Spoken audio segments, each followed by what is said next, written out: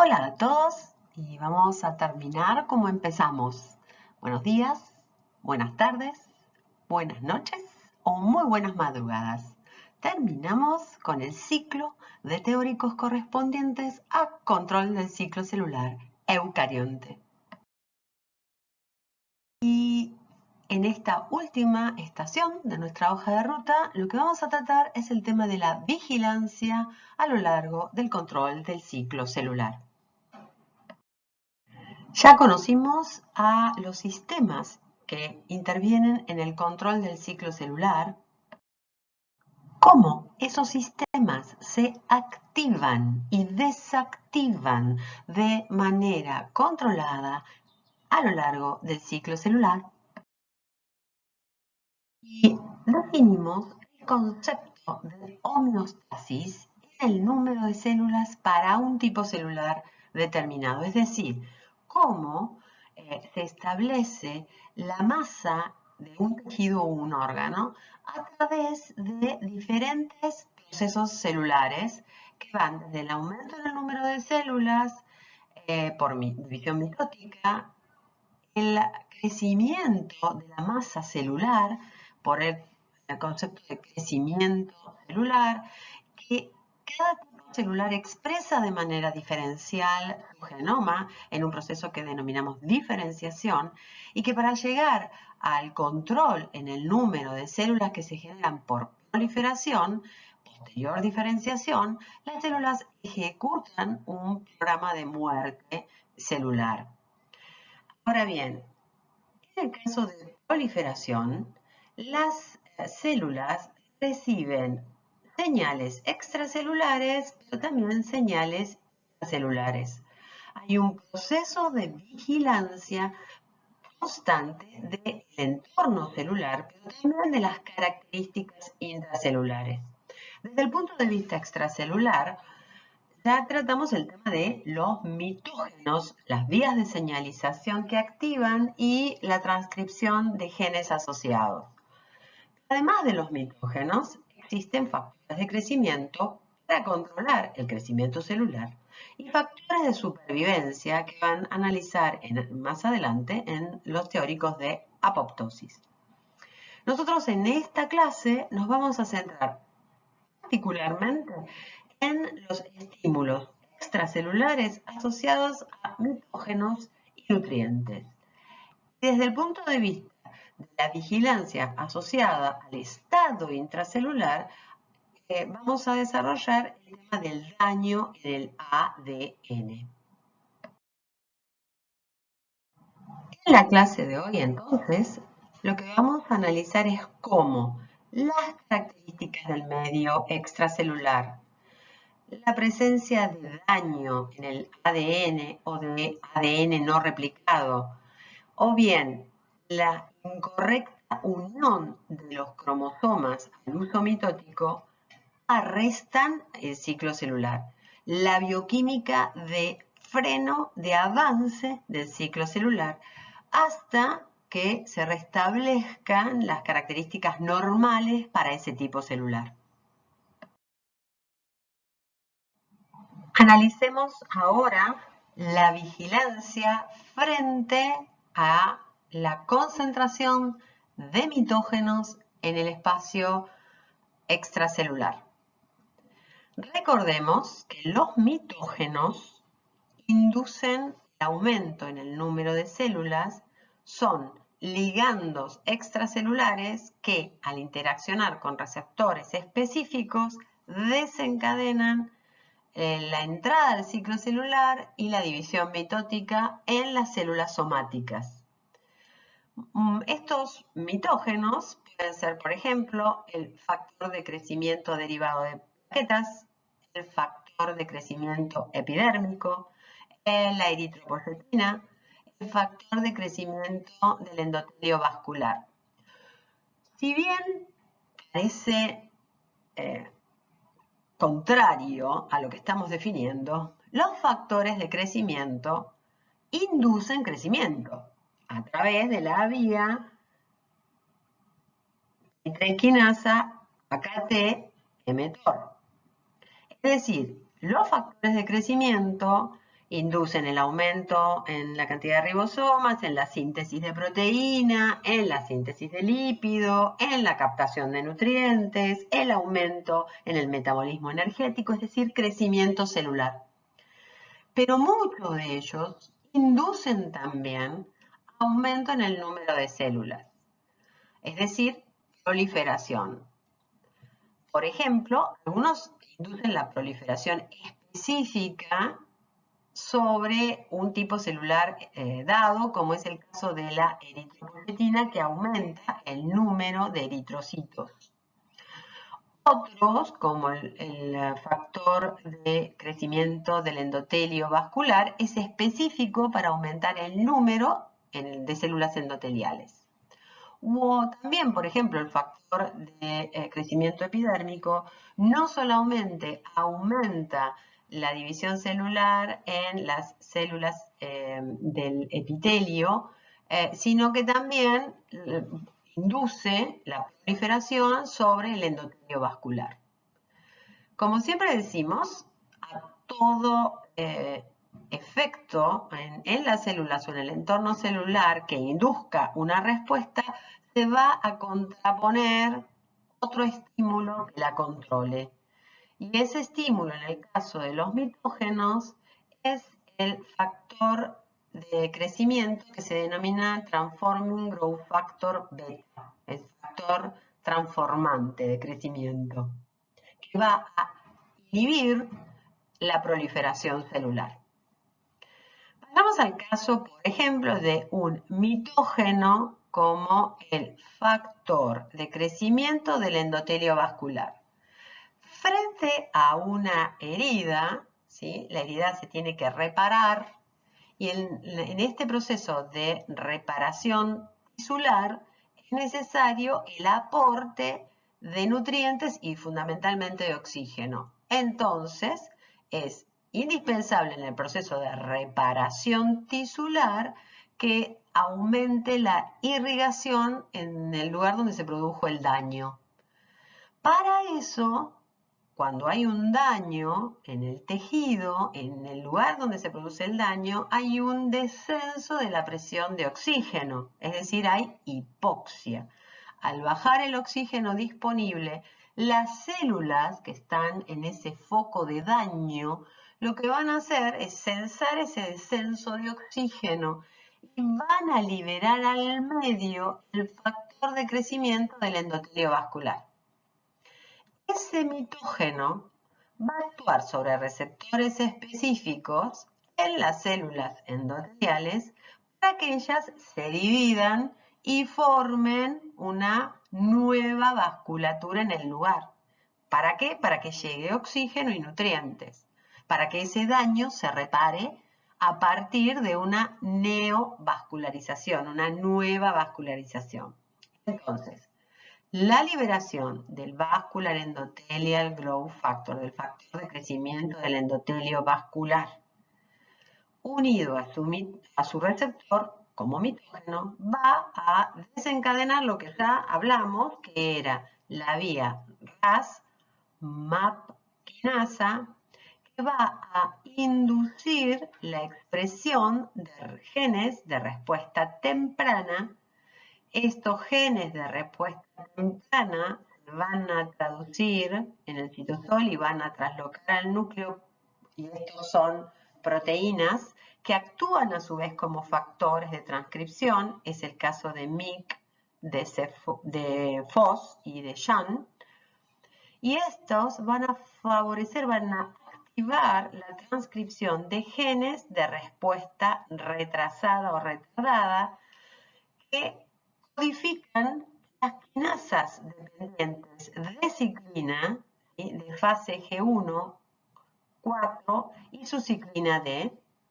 Estas van a comenzar a fosforilar la proteína del retinoblastoma y entonces el cambio conformacional de esa proteína cuando está fosforilada libera el grupo de factores que se incluyen en el grupo de factores de transcripción E2F, los cuales, como su nombre lo indica, son factores de transcripción, van a inhibar la transcripción de las quinasas dependientes de ciclina de fase G1S y S.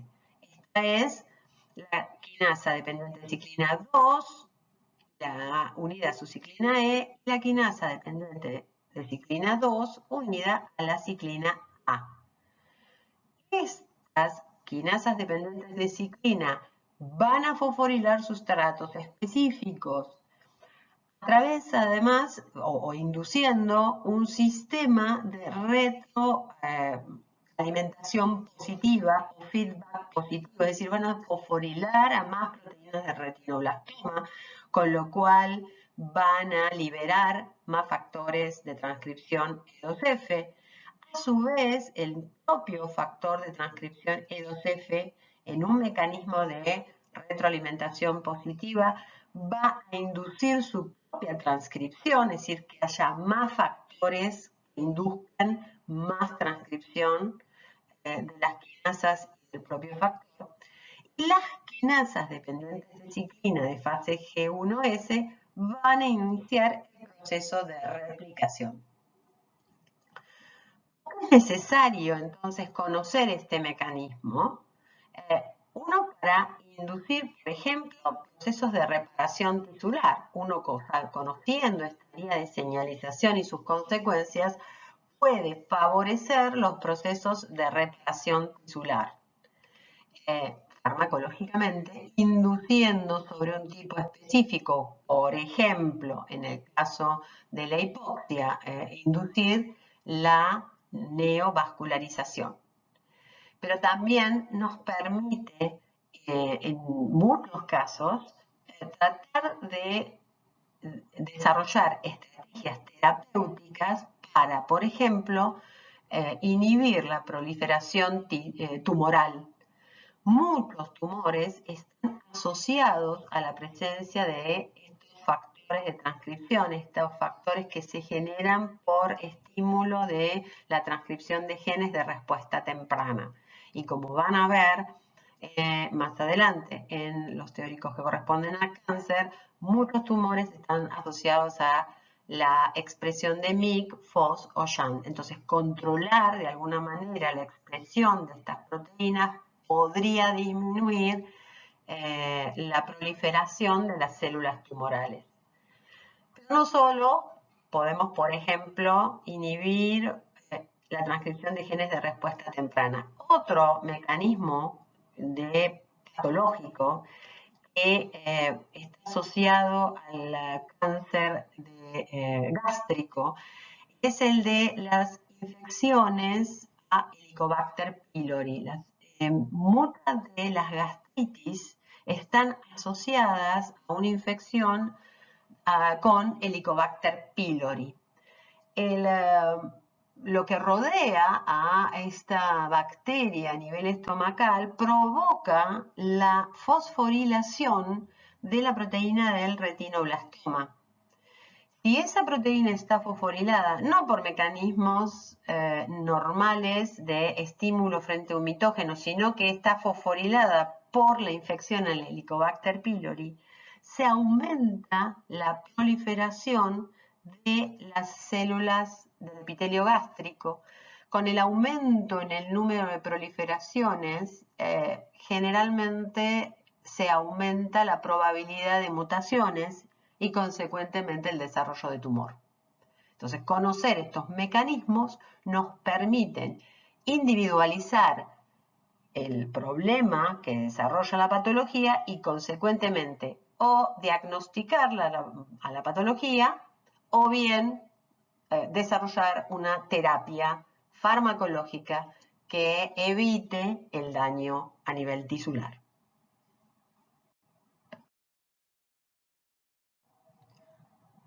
Veamos ahora qué ocurre ante la ausencia de nutrientes. Y aquí es importante analizar que la ausencia de nutrientes en el espacio extracelular perjudica la proliferación fundamentalmente de aquellos organismos eucariontes menos complejos, como por ejemplo las levaduras. un organismo eucarionte complejo como un vertebrado o un mamífero no depende de la presencia de nutrientes en el espacio extracelular, sino que depende de la presencia de mitógenos, ¿sí? Como analizamos en el caso anterior, frente al daño, a la injuria del tejido, hay hipoxia, descenso de la presión de oxígeno, se activa entonces la neovascularización. El factor de crecimiento del endotelio vascular se encuentra asociado a los componentes de la matriz extracelular, fundamentalmente a los proteoglicanos, y entonces, frente a la injuria, se libera, está disponible, se libera e induce la neovascularización. Eso ocurre en los organismos eucariontes complejos, pero los menos complejos, el control del ciclo celular depende exclusivamente de la presencia o de la ausencia de los nutrientes. Eso es el caso, por ejemplo, de las levaduras, donde, si recordamos, teníamos que ingresar de la fase G2 a la fase mitótica, en las levaduras, la quinasa dependiente de ciclina, de fase mitótica unida a su ciclina mitótica, se encontraba en la fase G2 inhibida por la presencia de los dos fosfatos inhibitorios que incorpora la quinasa Wi. ¿Cómo se activaba? Por desfosforilación inducida por esta proteína CDC25. Y a su vez había una redistribución de esta proteína CDR2 que lo que hacía era inhibir a la Wi. Por lo tanto, le saco los fosfatos e inhibo la que coloca los fosfatos inhibitorios. Entonces se activa la quinasa dependiente de ciclina de fase mitótica. Cuando hay ausencia de nutrientes, ese efecto inhibitorio sobre la Wi se pierde. La ausencia de nutrientes lo que hace es redistribuir nuevamente en el citoplasma de la levadura a esta proteína, que era una proteína que inhibe a Wi. Y de esa manera, al redistribuirla, deja de tener ese efecto inhibitorio y Wi puede fosforilar a los fosfatos inhibitorios, por lo tanto, la quinasa dependiente de ciclina de fase mitótica no se va a activar, está inactiva. Entonces, la ausencia de nutrientes inactiva el paso, la transición entre la fase G2 a M en los organismos eucariontes menos complejos. Y si viajamos un poco hacia atrás en el tiempo, cuando analizamos los mecanismos moleculares de la reparación del ADN, yo les presenté este esquema en el cual diferentes estímulos o insultos en realidad, como las radiaciones ultravioleta o ionizantes del sol, o los propios agentes genotóxicos generados en el entorno celular, provocaban el daño en la molécula de ADN. Ese daño se detectaba a través de diferentes proteínas, las cuales inducían una transducción de la señal y, en consecuencia, se activaban mecanismos que frenaban el avance a través de las fases del ciclo celular. Y ahora podemos entender o vamos a tratar de comprender cuáles son esos mecanismos de arresto en el ciclo celular que permitan la reparación de la molécula de ADN dañada, es decir, los mecanismos moleculares de reparación de la molécula de ADN según el tipo de daño que se detecte. Si ese mecanismo de reparación se pone en marcha y es suficiente para reparar el daño, entonces la célula ejecuta nuevamente su programa de avance a través del ciclo celular. El problema es cuando el daño es tal que no permite esa reparación y entonces la célula lo que va a hacer es ejecutar su programa de muerte celular programada. Bien, ahora entonces vemos la vigilancia del ciclo celular frente al daño en la molécula de ADN y vamos ahora a desarrollar el mismo esquema de la diapositiva anterior, pero a nivel molecular. Entonces se genera un daño en la molécula de ADN. ¿Cuáles son las potenciales características de ese daño? Puede haber una doble ruptura de la molécula de ADN, es decir, el clivaje, la ruptura de las dos hebras en la molécula de ADN. Puede existir horquillas de replicación detenidas. Si ustedes recuerdan, había unidades de replicación en el cromosoma de las células eucariontes y esto hacía que su replicación fuera desfasada a lo largo de toda la fase S. Puede ocurrir que algunas de esas horquillas de replicación, por la tensión que genera el proceso físico, ¿no? La tensión física que genera el proceso de replicación, se encuentre detenida. Esto se llama estrés de replicación. Y eso ocasiona un daño en la molécula de ADN que se está replicando.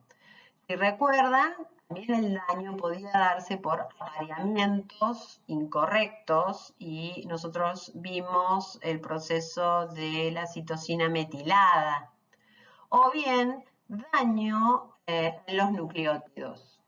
Entonces, cualquiera de estos daños, ¿sí?, va a ser detectado a través de dos proteínas que se llaman ATM y ATR. Estas proteínas, en particular ATM, detecta el daño de doble ruptura de la molécula de ADN. ATR es más versátil y detecta tanto doble ruptura como el resto de los daños en la molécula de ADN. Cuando se detecta el daño, ¿sí?, hay que transducir esa señal. Para eso, estas proteínas tienen actividad de quinasa, fosforilan a otras dos proteínas, CHK2 y CHK1, ¿sí?, que son las que van a ejecutar, ¿sí?, la actividad de freno en el ciclo celular e inicio de la reparación de la molécula de ADN. Entonces, vamos a ver que van a frenar a las quinasas dependientes de ciclina a través de frenar la activación de las mismas, modificando a la CDC25, ¿se acuerdan que era la fosfatasa que sacaba los fosfatos inhibidores? O va a activar a un factor de transcripción que se denomina P53 y van a inducir o estimular la reparación en el daño de la molécula de ADN para que la célula luego, una vez reparado el daño, retome su ciclo celular.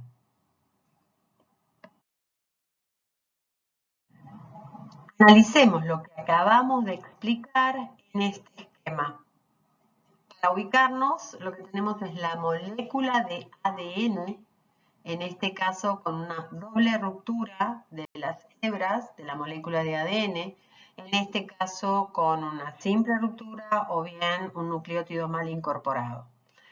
Este daño es detectado por ATM o ATR. ¿De dónde viene ATM? El nombre ATM es de ataxia telangiectasia.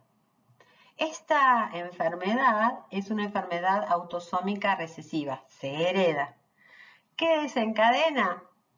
O que se ve, en realidad, es una degeneración del cerebelo, hay inmunodeficiencia y hay una gran susceptibilidad a cáncer. ¿Dónde se identificó esta proteína? En los chicos cuando comienzan, es decir, en los niños pequeños, cuando están en la etapa de sentarse o de caminar, esa degeneración cerebral no permite la correcta maduración de ese eje corporal. Y en la actualidad, en realidad, esta enfermedad, ataxia telangiectasia, de ahí el nombre ATM, se la conoce como el síndrome de inestabilidad del daño al ADN. Entonces, estas dos proteínas reconocen el daño. En el caso de ATR, reconoce ruptura de cadena simple, detección de la horquilla de replicación, error en la incorporación de nucleótidos o ruptura de las dos hebras de la molécula de ADN. En el caso de ATM, reconoce exclusivamente la ruptura de las dos hebras en la molécula de ADN. Tanto en uno como en otro caso, lo que estas proteínas detectan es la presencia de cadenas de ADN simples.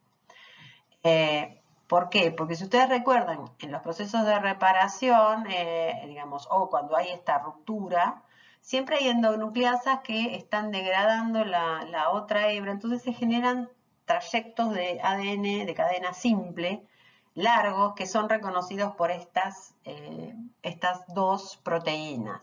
Al interaccionar con esas cadenas de ADN de cadena simple, se activa su actividad de quinasa.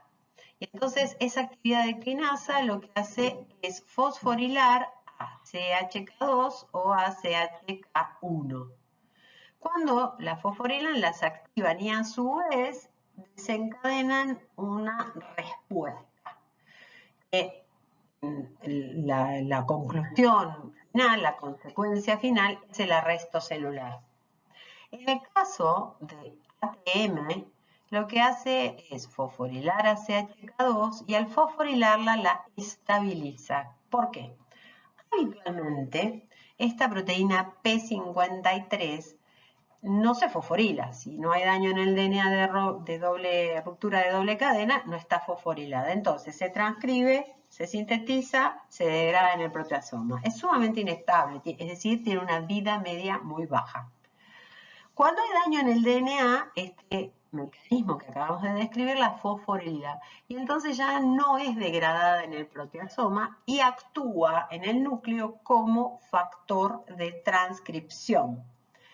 Es un factor activador de la transcripción del gen que codifica a la proteína P21. ¿Cuál es la función de esta proteína P21? Es actuar como inhibidor de las quinasas dependientes de ciclina. Por lo tanto, frente al daño en la molécula de ADN, ATM arresta el ciclo celular a través del inhibidor de quinasas dependientes de ciclina P21. En el caso de ATR, lo que va a hacer al fosforilar a CHK1 es fosforilar a CDC25.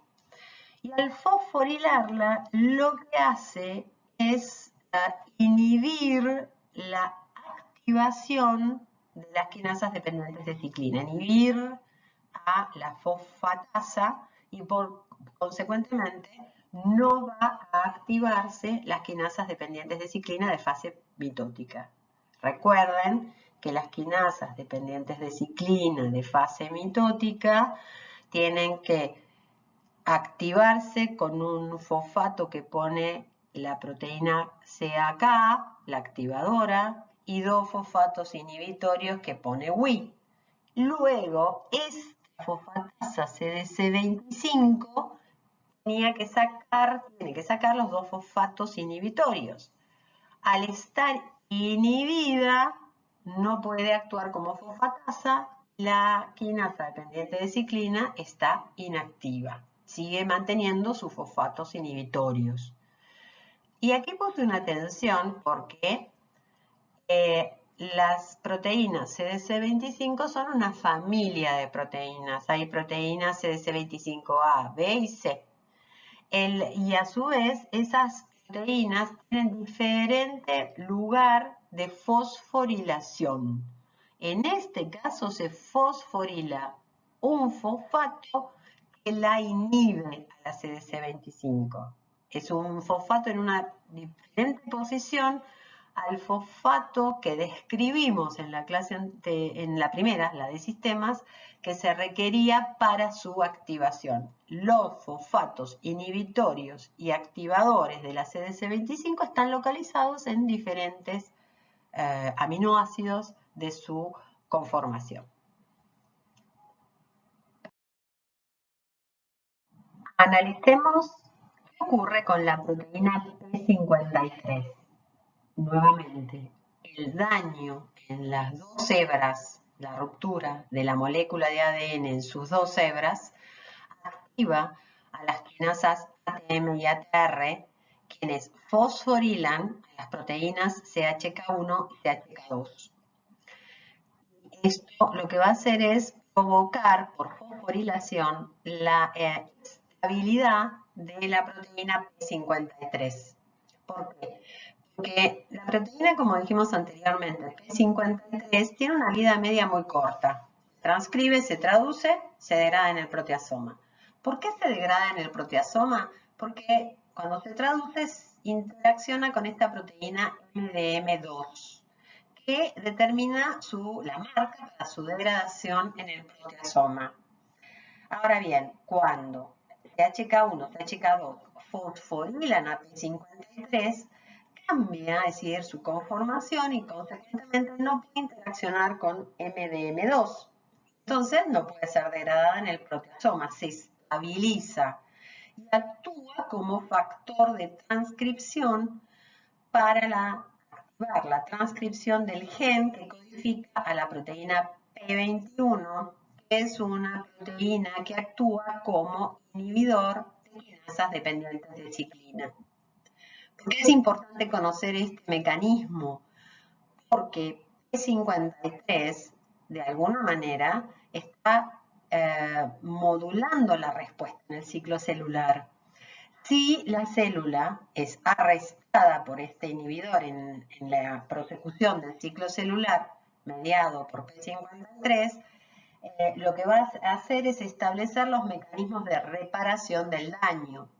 Pero a veces esos mecanismos de reparación son insuficientes y van a ver cómo P53 ahora se va a asociar a la ejecución del programa de muerte celular. ¿Por qué? Porque es preferible ejecutar la muerte programada a generar células hijas con deficiencias o defectos en su genoma.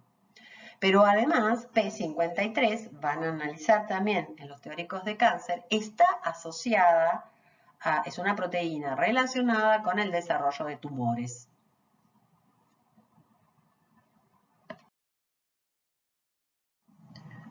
Como expertos en el control del daño en la molécula de ADN y las consecuencias que tiene la detección de ese daño en el ciclo celular, podemos interpretar este esquema que parece imposible, pero sin embargo es muy sencillo. Este esquema está formado por tres círculos concéntricos. Uno que corresponde a las fases de ciclo, el que sigue que corresponde a los sistemas que participan en el control de las fases de ciclo, quinasas dependientes de ciclina y sistemas proteolíticos. Y el tercero de los círculos corresponde a los mecanismos que se desencadenan frente al daño en la molécula de ADN. Entonces tenemos adentro fases de ciclo G1, S, G2, M. Puntos de control G1S, G2M y en la mitosis, fíjense que está marcada la anafase, es decir, el punto de control, metafase, anafase. Sistemas involucrados. Quinasas dependientes de ciclina de fase G1 y G1S, quinasa 4 y 6, unidad ciclina D. Quinasa de la fase mitótica, de la fase S. Esta es la quinasa CDK2 unida a ciclina E y A, que vemos que también actúa en la fase S tardía. Y luego tenemos el punto de control entre la fase G2 y M, que determina la activación de la quinasa dependiente de ciclina mitótica 1 unidas a sus ciclinas A y B. Por último, los sistemas proteolíticos.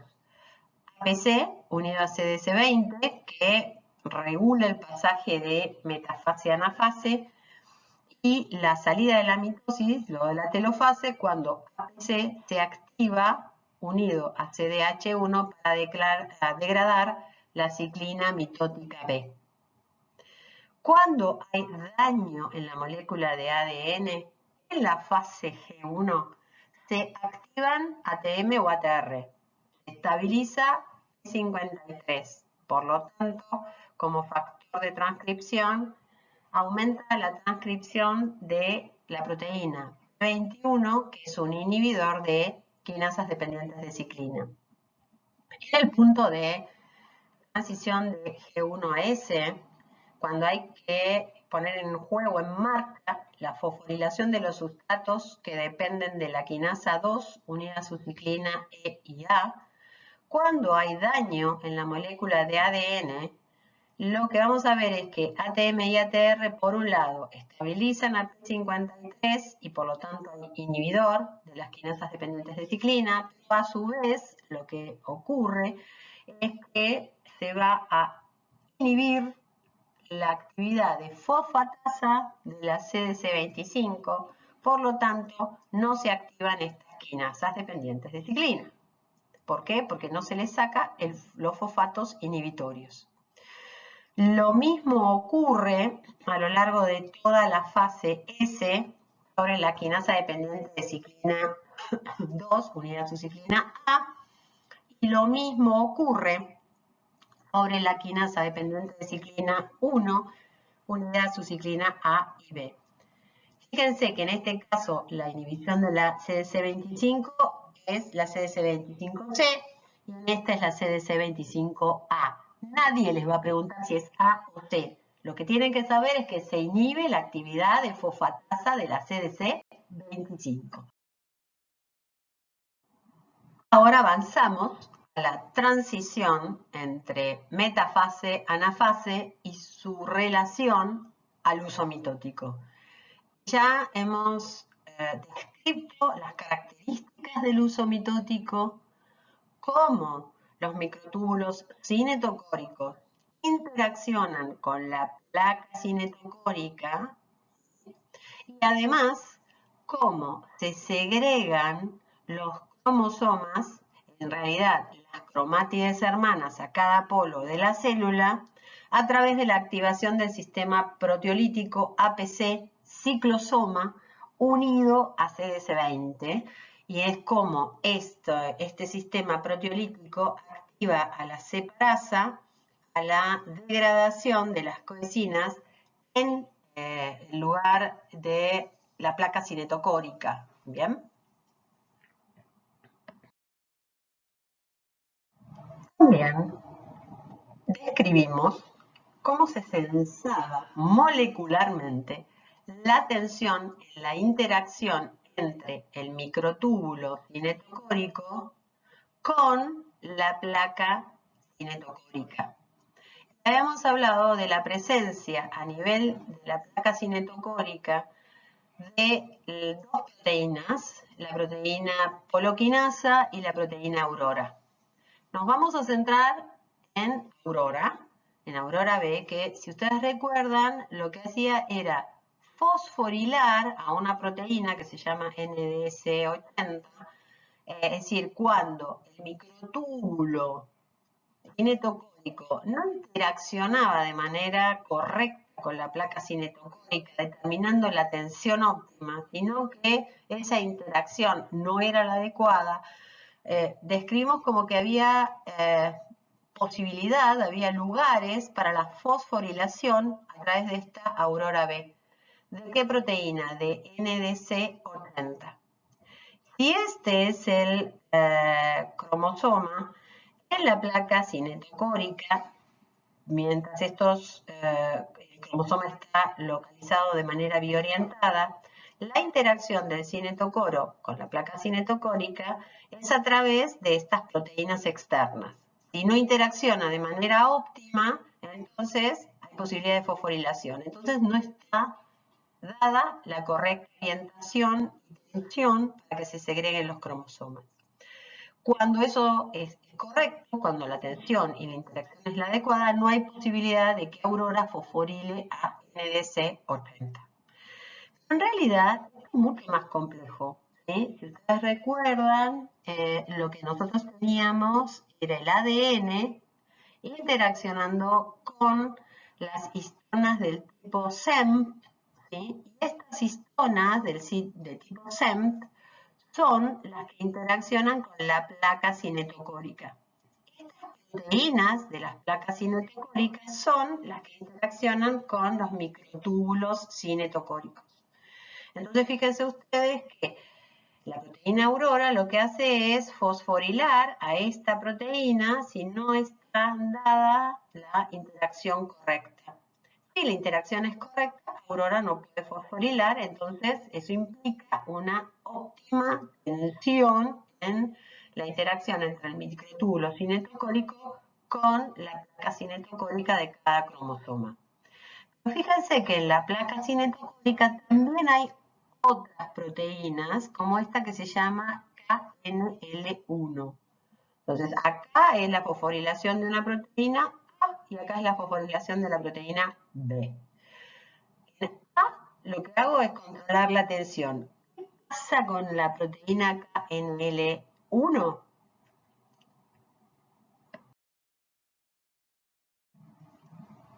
¿Cuál es el problema? No hay una correcta alineación de los microtúbulos cinetocóricos con respecto a la placa cinetocórica. Esa interacción, por un lado, fosforila a la proteína NDC80 por parte de Aurora B, pero también, como les dije, existe otra proteína que va a mediar esa incorrecta alineación de los microtúbulos cinetocóricos a la placa cinetocórica y consecuentemente una incorrecta interacción que lleva a, o podría llevar a una incorrecta segregación de los cromosomas a cada célula hija. Para entonces frenar, ¿sí?, esa segregación en el punto de pasaje de la transición de metafase a anafase, para frenar la segregación, lo que vamos a ver es que KNL1 es fosforilada y va a transducir una serie de señales que llevan a la activación de la proteína MAD2. La activación de la proteína MAD2, en definitiva, lo que va a desencadenar es la inactivación de APC. APC, ciclosoma unido a CDC20, es el responsable de activar a la separasa y de esa manera clivar a las coecinas y permitir la segregación de los cromosomas. Si no está activo, porque está unido a MAD2A, lo que va a ocurrir es que esto va a permitir que este mecanismo de polimerización dinámica de los microtúbulos cinetocóricos establezcan un contacto correcto, ¿sí?, una tensión correcta, y esto va a hacer que se desfosforile KNL1, se desactive MAD y por otro lado también no se fosforile NDC80. Entonces ahí es cuando APC unido a CDC20 puede guiar y establecer la segregación de los cromosomas.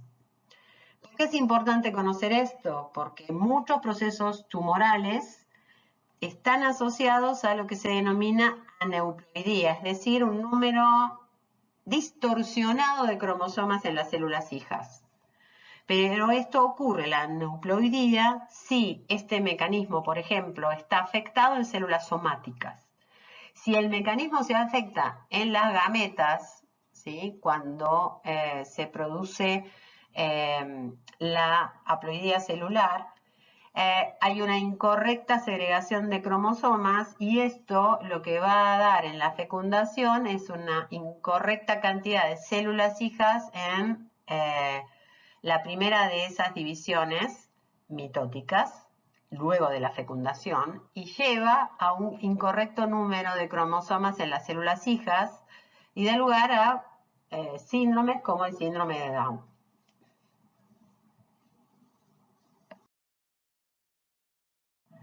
Y llegamos al fin de nuestros encuentros.